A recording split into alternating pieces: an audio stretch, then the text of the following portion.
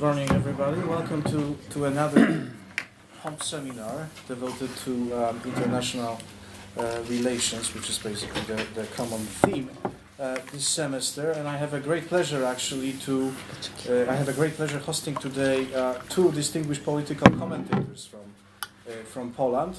Jacek Stawiski, who is the political commentator working for TVN24, which is basically the biggest commercial news TV channel in Poland, and Igor Janke, who just declared 15 or 20 minutes ago upstairs that he should no longer be described as a journalist.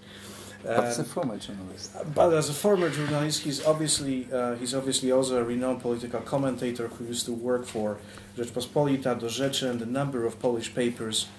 Who used to participate in various news shows on radio stations, but right now he's also the chair of Instytut Wolności, the Institute of Freedom, which is a political think tank located in Poland, and he's also the proud owner of his own communications company.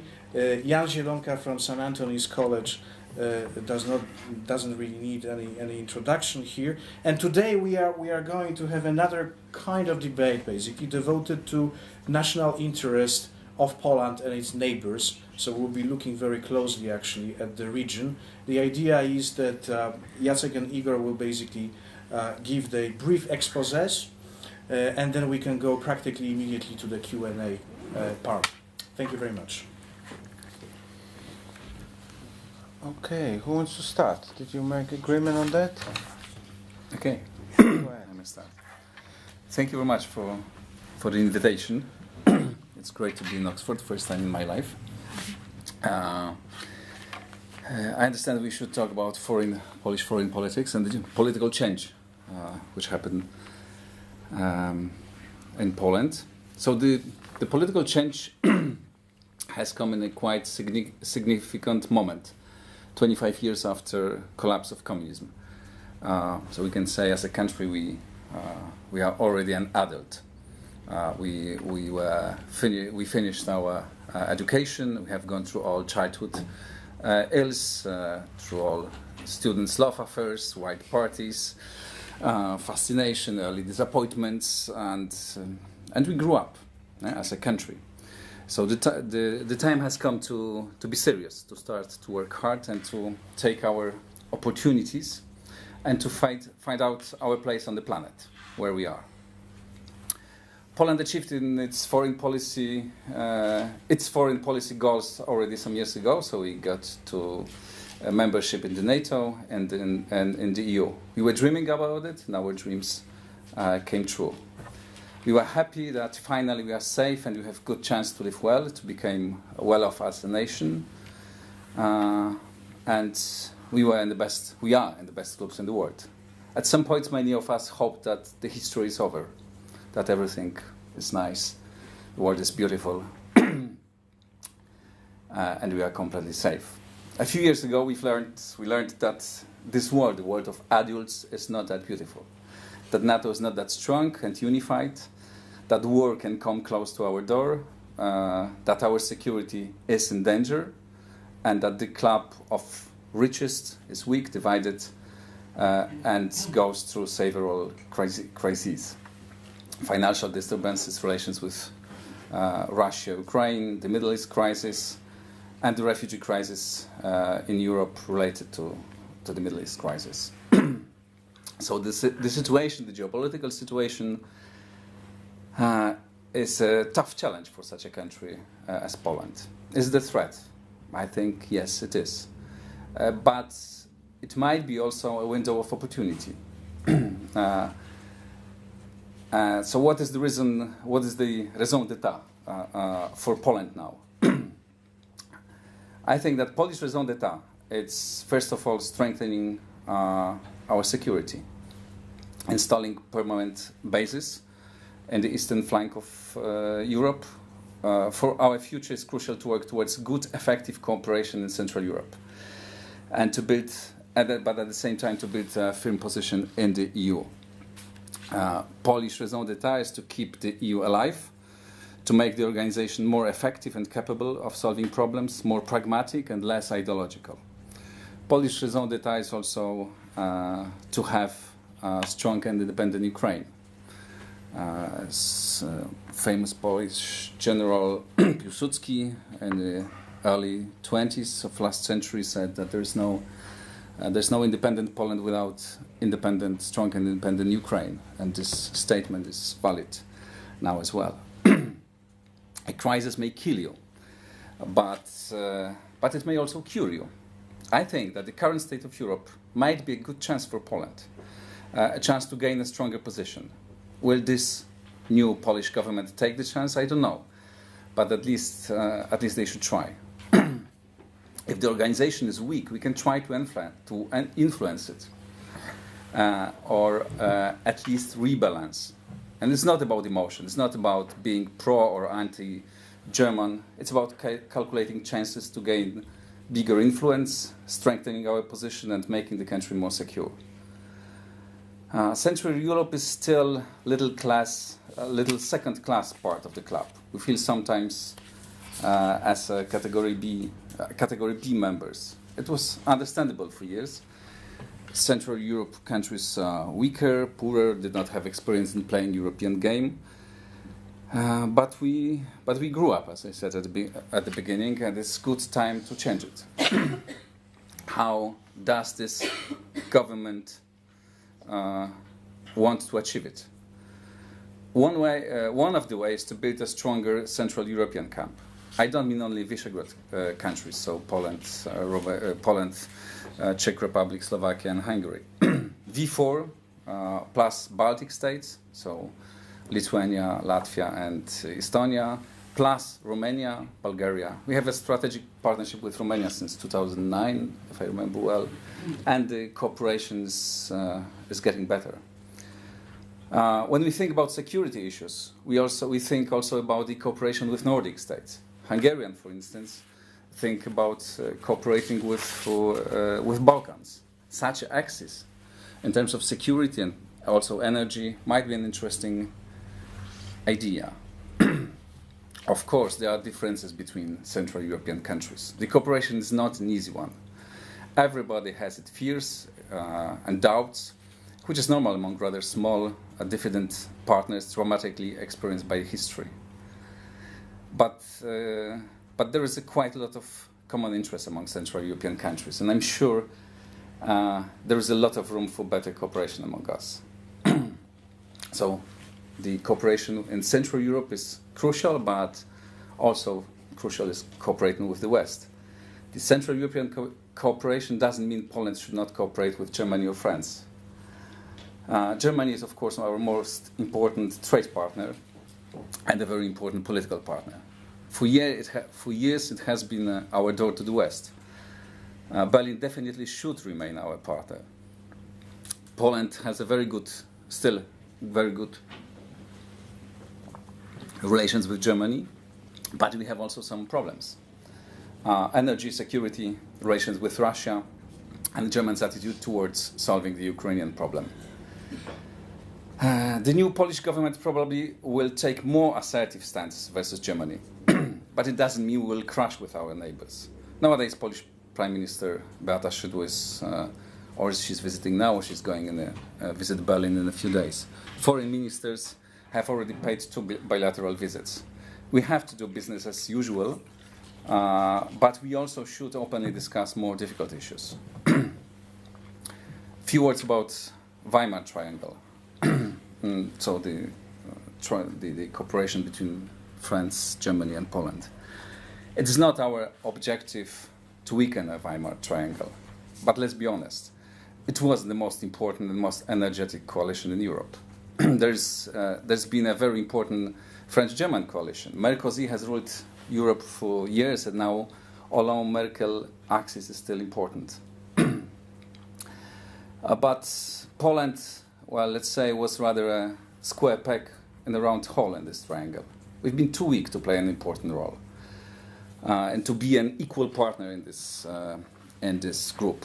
We have to maintain this body, but I think we should try to represent voice of more than one country there. We are able to be a serious partner of Germany, but in order to achieve it, we must be stronger. Stronger as a representative of CE, but maybe also stronger as a good partner of Great Britain. So let's talk about Britain. A Polish foreign minister in his exposé mentioned Britain as a strategic partner of our country, which was quite surprising. However, official Polish-British relations are getting better and more intensive since the new government in Warsaw appeared. We have common or very similar stance on security issues, and we can have more or less similar vision of European Union, the future of European Union. If the British finally decide to stay here, we wish them stay very much. If it happens, so if Britain stay in the EU, I think we can influence the EU together. We can bring back Europe one or few steps back, and at the end of the day, strengthen the European Union. I think Britain and many Central European countries may have similar view of lowering the role of some EU institutions like European Parliament, giving back more power to local governments, to reduce Brussels bureaucracy, and to make this organization more effective in terms of economy and competition with other rising powers in the world. United States. Current Polish government will definitely try to strengthen the transatlantic relations, cooperate with Washington, building up our security together with Washington. United States still is perceived in Poland as the only reliable partner when it comes to security. There's not going to be any change in that area. So is there going to be a solid shift in the Polish foreign policy? I wouldn't call it a shift. I would call it a slight correction. Law and Justice is not an anti-European party. It's not even Eurosceptic party, in my opinion. I would say it's a Euro-realistic party. They definitely want to remain Poland as an important member of the EU. But they would like EU to change a bit. It's not a sin to be looking for change in Europe. Europe is sick and it needs to be cured. We should discuss how to do it, and I hope this government will try to take an active part and this discussion as an important actor. Thank you very much. And now we have a second intervention. Yes. Well, I think we will disagree with Igor on some issues. I hope so. Let me say some words from me. I would say openly that Poland's foreign policy is undergoing significant change. It's not only a correction. This change one can attribute to two factors. First, deep changes in Polish internal politics, and second, dramatic shifts in European and global politics. Since November, a new government is in power in Poland, formed by the National Conservative majority in the parliament.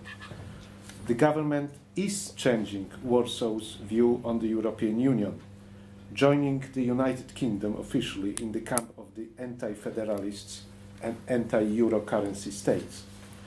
The governing Right and Justice Party would like to influence European debate in such a way that a future European Union, the one which will emerge after the current migration and single currency crises, will be more of a loose community with significant powers returned from Brussels to national capitals.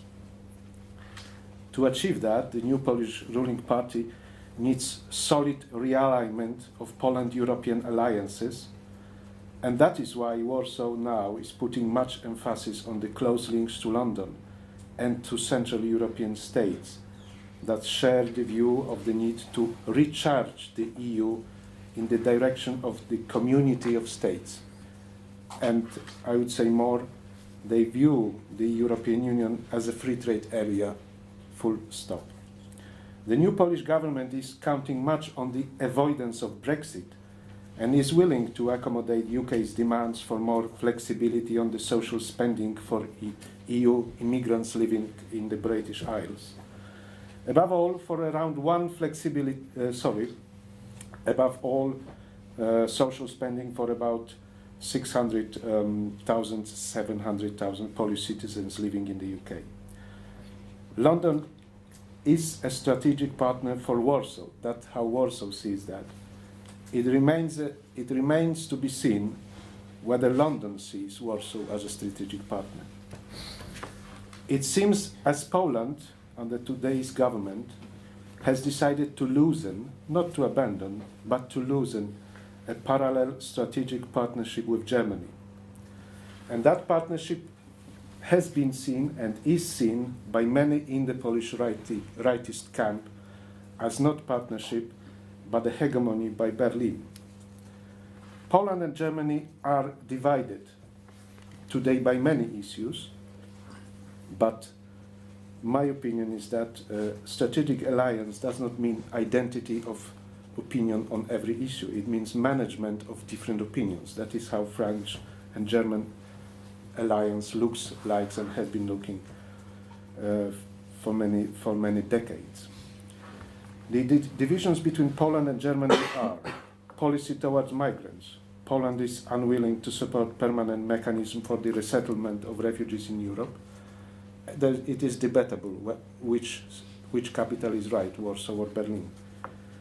Then energy policy, yes, there are issues that divide those countries, and the plans to locate more NATO troops and arms in Central Europe to counter the resurgent and aggressive Russia. But there has not been a decisive no from Berlin on the question of NATO troops. It is the United States that pulls the trigger in NATO, and if the United States decides to locate bases in Central Europe, I don't think any European capital would say no. So first, convince Americans and then convince the Germans and the French. That is how I see. Previous Polish governments, not only the civic platform governments, but for instance the leftist alliance governments, have toned down differences with Berlin and toned up common interests to maintain strategic partnership between the two countries. The government of Right and Justice is doing quite the opposite. Another pillar of Warsaw's new worldview is the importance of deepening the alliance with America and America's presence in Central Europe to balance Russia. And that is also the reason to counter the disintegrating EU. The central question facing the new government in Poland is whether the new alliances and the new realignment in Europe will lead to strengthening Poland's position in Europe, or whether it will lead to Poland's isolation in the EU, or self-imposed isolation. The East Central Europe Community, the Central European Alliance, is seen by many in the camp of the rightist government as a counterweight to Germany. But I put a question: what if Germany is calling itself and is seen by many, above all by America, as a Central European power? Then the Central European Alliance is becoming an Eastern European Alliance that will put strong, dividing line between Central Europe, which is Germany and Austria, and Eastern Europe that we might find ourselves in.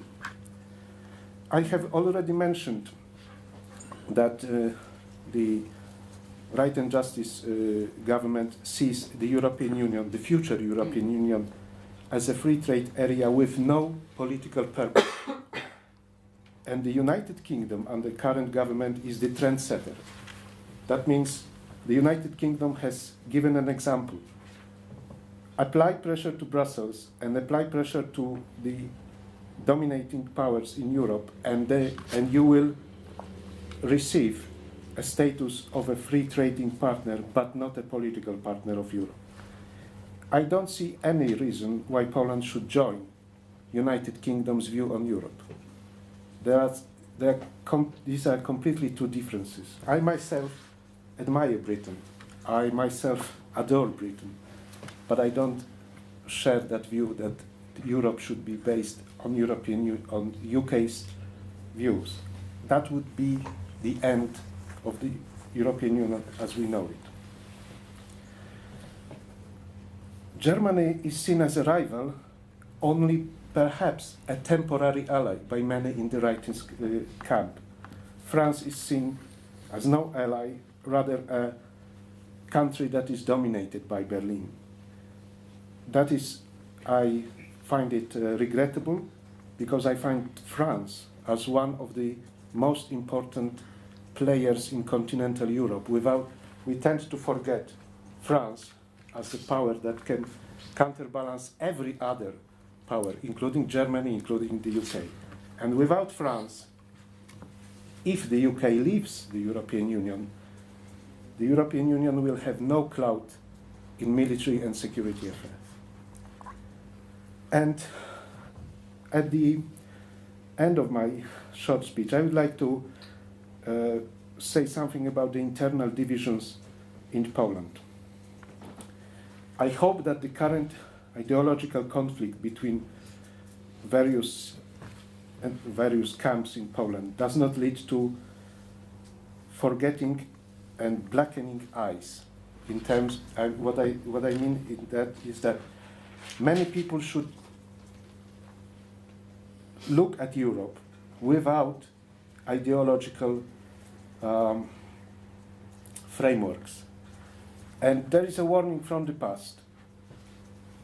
We should carefully study what happens around us. Foreign Minister Beck, the foreign minister that was the chief of Polish foreign affairs until the catastrophe of 1939, has written in his memoirs about League of Nations that once he noted that there were so many conferences and so many meetings about it, but no one had cared much about it. He wrote in his memoirs that someone has to study carefully what happens around you, and then, apart from ideological differences, you should carefully judge whether these events around us, mainly in Europe, suit our purposes or not. And I see a danger that the ideological divide in Poland would actually diminish the ability of Polish elites to see and judge the influence on Poland of the surrounding significant strategic shifts. Thank you. Thank you very much. Excellent. I would thank both of them. As surprise, surprise, we have heard that the notion of raison d'etat can be interpreted, or if you wish, manipulated in different ways. Not surprised, because the term was invented by Machiavelli. He called it ratio status, and the French term was actually first in use by Richelieu. None of them were, let's say, enlightened representative of liberal internationalism. In Poland, for those of you who know recent history, there was a party which was called Polska Racja Stanu in 2003, and it was created from some offsprings of Samoobrona. I don't know how it's an English name. Self-defense. Self-defense party, which was not the most enlightened internationalist party either. But here we are. We are debating Polish national state or national interest. I think there is a difference here, but we can debate this. And you had two interpretations of this, and I invite questions. I will not give any